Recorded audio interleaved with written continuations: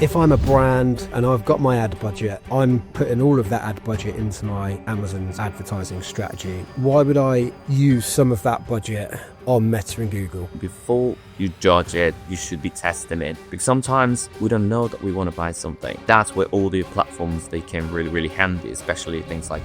What you're basically saying then is Meta and Google are for people that are kind of further out from that funnel, haven't made the decision that they want that product yet. Would this be a kind of a broader scrape? It would be a mistake to assume that people goes to Google and is not ready to buy, for example, since they introduce things like...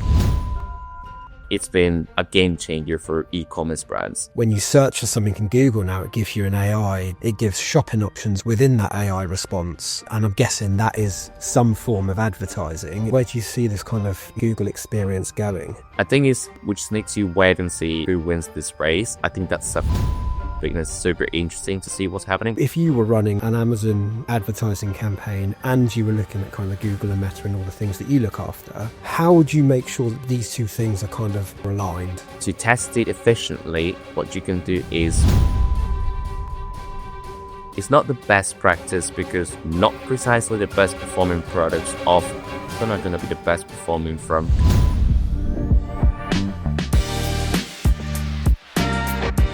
Hello and welcome back to the Seller's Journey podcast with me and Willis. I'm delighted to be joined by Caesar, who is the head of marketing at OptimAds. And what we're going to do is I'll let Caesar talk a little bit about OptimAds in a second, but essentially it's a different area of advertising that I really want to kind of get into. So what we've kind of decided is that each week we're going to do a little bonus episode where Caesar and I are going to talk about the differences between Amazon advertising and then Google and Meta advertising, which is the area that Caesar's department would cover. So yeah, welcome along, Caesar. It's great to have you here. Oh, thanks for having me. I'm really happy to be talking with you, and... Yeah, great. And do you want to just give us a little intro to you and what you do on a daily basis? Yeah, sure. I'm the head of marketing for OptimAds. So we are a marketing agency that specializes, as you said, on Google Ads and Meta Ads especially, and optimizing funnels for e-commerce stores and brands that want to scale online. Yeah, my background is in marketing, pretty much. I've been working in marketing for about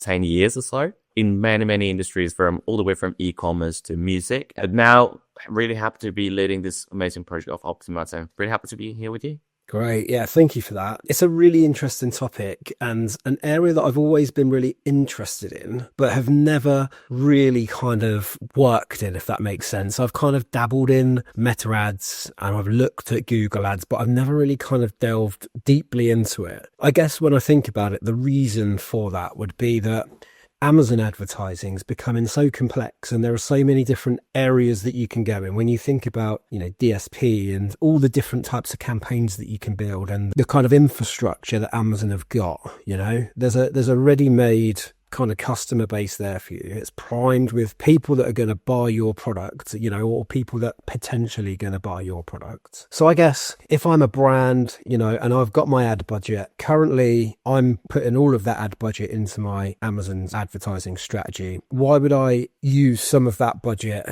on Meta and Google? Can you kind of explain that to me? That's a great question. I think it's just normal because everyone keeps obviously going to Amazon as a marketplace that it's the leader. And it's just natural for Amazon sellers to stick to Amazon. However, what I said to everybody is before you judge it, you should be testing it. Because sometimes we are on the internet. Yes, if you go to Amazon, pretty much you're going to be ready to buy. But sometimes we don't know that we want to buy something. And that's where all the platforms, they can really handy, especially things like Meta, that they talk to the top of the funnel. But yes, I think the reason for that is because you have to test it first. So the cost per click, for example, on Amazon is so competitive because every Amazon seller thinks the same way as you're thinking, that maybe you're missing out on an opportunity to sell directly on your platform in Shopify, Elementor, WordPress, whatever you've got hosted your website, and directly you're going to save fees of the FBA or something if you're going to send it over yourself, or you don't have to handle it through a third party. And then the cost per click of acquisition could be a little bit lower then,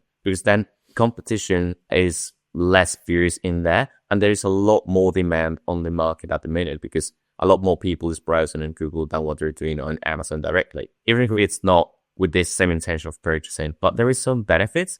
And at the end, business owners, they want to see is return on investment, and they should test it before they roll it out. So what we're saying basically then is that in Amazon, you've got a group of customers with, data around them where we can target people that have bought similar products in the past. So that's kind of that bit ticked off. But what you're basically saying then is, Meta and Google are for people that are kind of further out from that funnel, haven't made the decision that they want that product yet, but maybe have engaged with similar products in the past, but have not made that kind of buying decision just yet. So would this be a kind of a broader scrape, would you say? Yes, correct. So yeah, I think there's different touch points with all of them. So clearly Amazon goes to the bottom of the funnels, and that's with the red ocean. I might be familiar with that red ocean strategy. Like everyone is competing with the same people for the same bottom of the funnel. So obviously the competition gets fierce and the cost per click usually is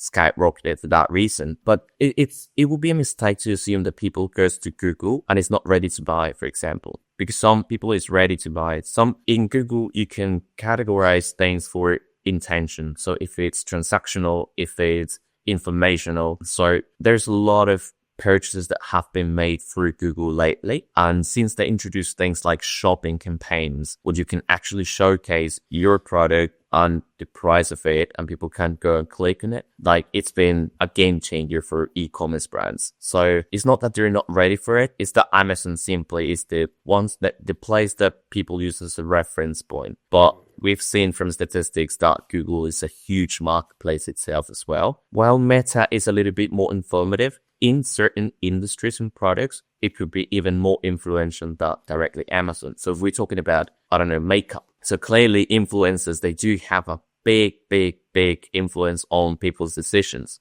And where do you find them? But you don't find them directly on Amazon. You find them on Meta, on Instagram or Facebook or whatever you want to go for your scrolling journey throughout the day. So I will take it with a pinch of salt. It is true that Amazon talks to the bottom of the funnel most of the time, but the other two platforms, especially Google, it goes to the bottom of the funnel as well as a little bit of the middle of the funnel. Meta is a little bit in the top of the funnel and the middle of the funnel journey of the users, because you don't go there to purchase, but you go there looking for social proof, for other clients' reviews, for seeing that it's a serious product that is going to actually deliver the value that you want it to, other than just reading something that somebody wrote on Amazon. Sometimes they want more information from others. And in social media, we perceive it a little bit more organically as humans that just simply reviews on text on Amazon. So I think e-commerce, they should test them, all of them, even if it's a little experimental budget, but it's important for you to actually know what's the actual impact of it. Yeah, that's really interesting. So I think what we're basically saying here is that because of the kind of landscape of Amazon, where you've got essentially customers that are primed and ready to purchase, the competition's really high, which makes the cost really high. So then I guess downstream from that, not only do you need to be bidding to be top of the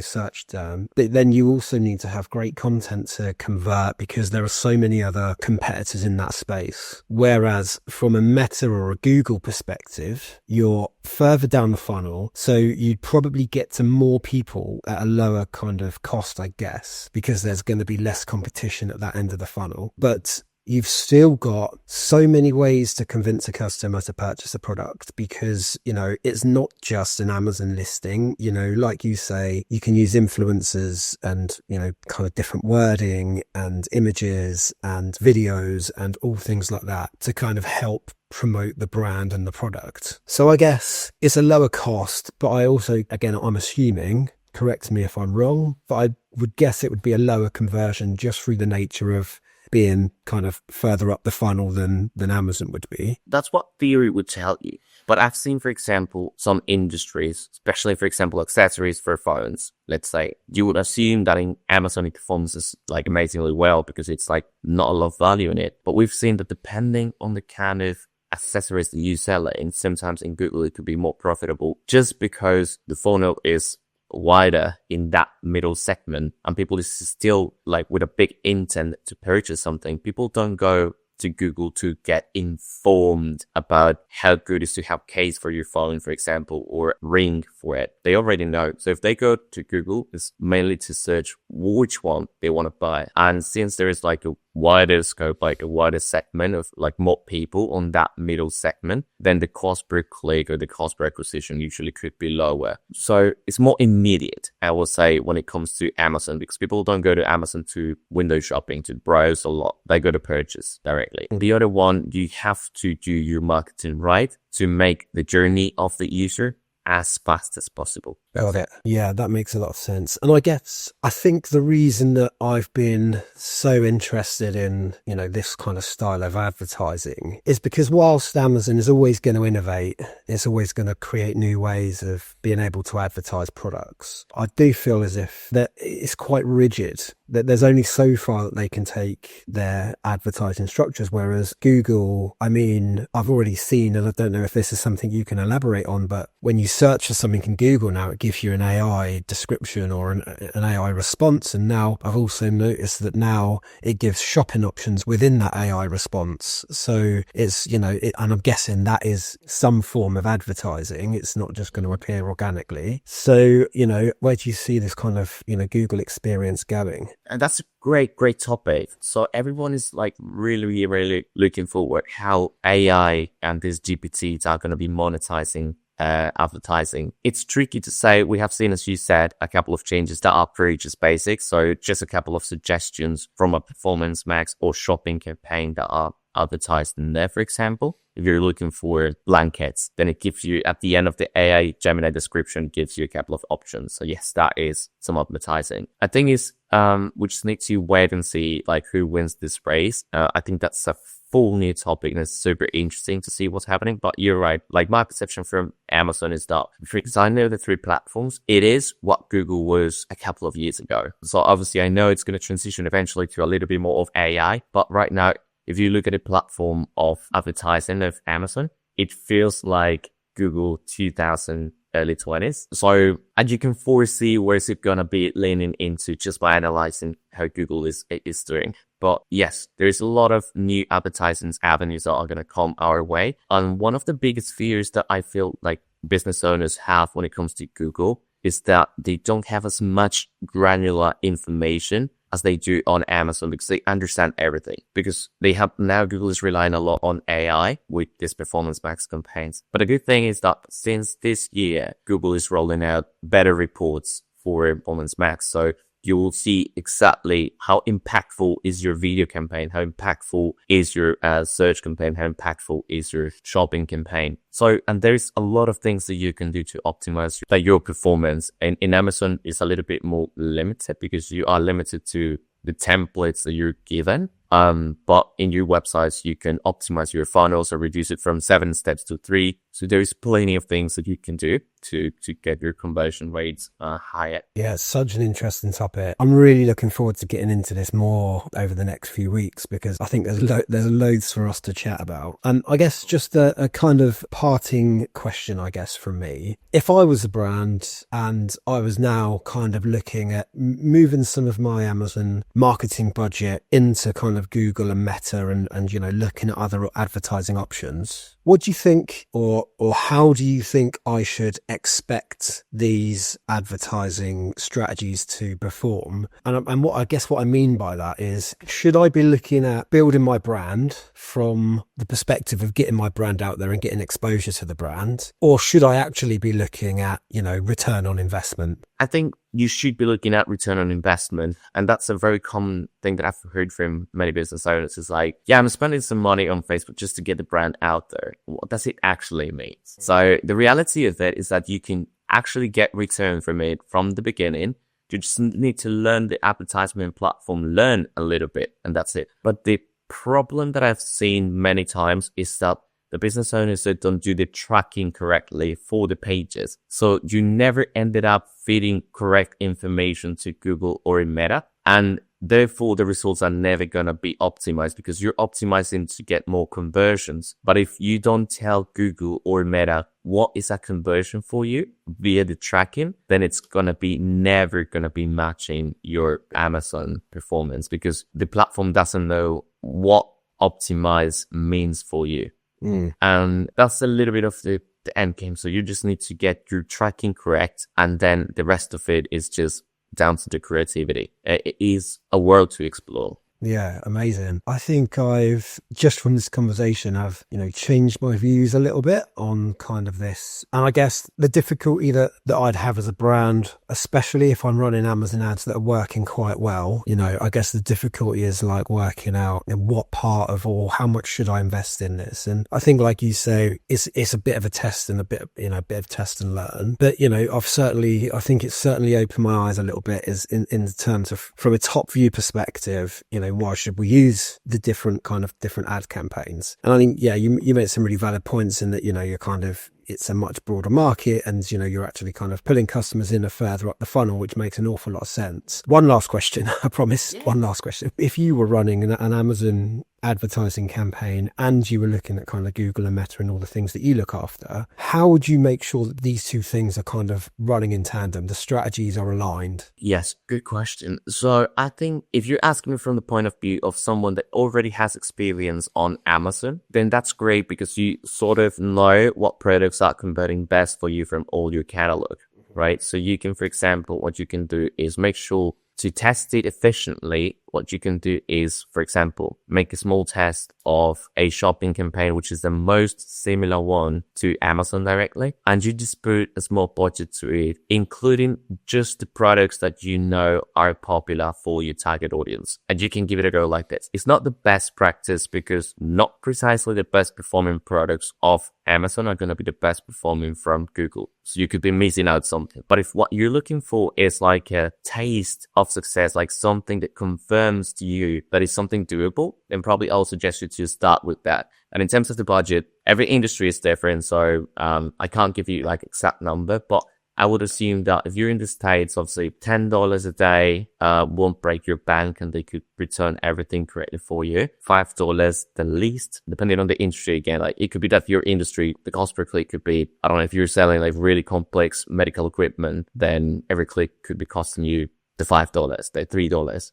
And the same can happen for Amazon, I'm sure, but it depends on the industry. But if you want to test something, and as a rule of thumb, I would suggest something on those lines that doesn't break your bank. Well, you can afford to test it, but you need to make your tracking correct first. So as long as you have that set up correctly, you should be testing it out. Amazing. Brilliant. Caesar, it has been so interesting talking to you, and I could carry on chatting to you for another hour. Let's save some topics for another episode, shall we?